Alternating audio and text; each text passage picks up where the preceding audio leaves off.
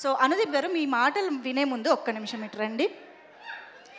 ఇప్పుడు చాలా డిస్కషన్ జరుగుతుంది. ఏంటి అంటే ఆనంద్ దేవరకొండ నెక్ పైన ఉన్న టాటూ ఎవరి పేరు అయి ఉంటుంది ఆర్ ఏమై ఉంటుంది అని చెప్పి. సో మీ గెస్ ఏంటి, అసలు ఇది ఏంటంటారు? ఎవరి పేరు అంటారు?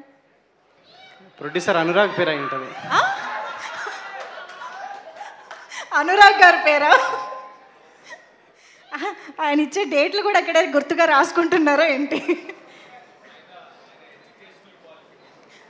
ఓ వావ్, ఫైనల్లీ మనకి వాళ్ళ కొంచెం ఒక క్లారిటీ రాబోతోంది. అది అనుదీప్ గారి ఎడ్యుకేషనల్ క్వాలిఫికేషన్ అంట ఆ టాటూ.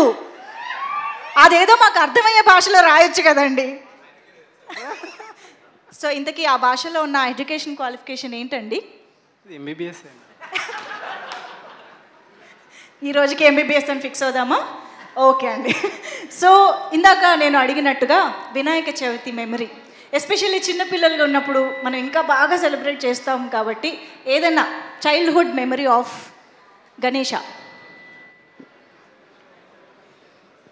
దీర్ఘంగా ఆలోచిస్తున్నారు, రింగ్ రింగ్ అని చైల్డ్హుడ్లోకి వెళ్తున్నారు, అంతేనా? చాలా ఉన్నాయండి. టైం పడుతుందా రీకలెక్ట్ అవ్వడానికి? ఓ పని చేస్తారా, స్పీచ్ మాట్లాడేసి ఫైనల్గా గుర్తొచ్చింది చెప్పండి, ఓకేనా? అందరికీ నమస్కారం అండి.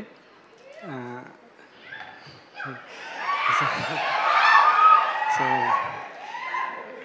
ముందుగా నేను ఇందులో నటించిన ఆనంద్కి బెస్ట్ ఆఫ్ లక్ చెప్తున్నాను నేను. సో ఇక్కడికి వచ్చిన గెస్ట్లందరికీ కూడా స్వాగతం చెప్తూ, డైరెక్టర్ నా ఫ్రెండ్ అండి ఉదయ్.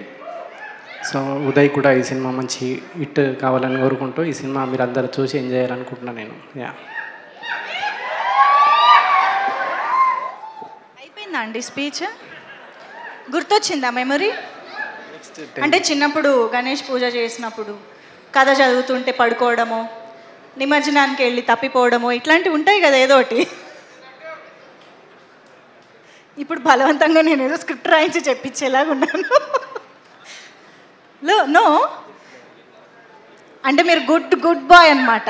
అలాంటివి అల్లరి పనులు ఏం చేయలేదేమో, అంతే అనుకోవాలి. ఓకే అండి, థ్యాంక్ యూ. నేను ఇంకా ఎక్కువ ఇబ్బంది పెట్టాను మిమ్మల్ని, please. Thank you so much.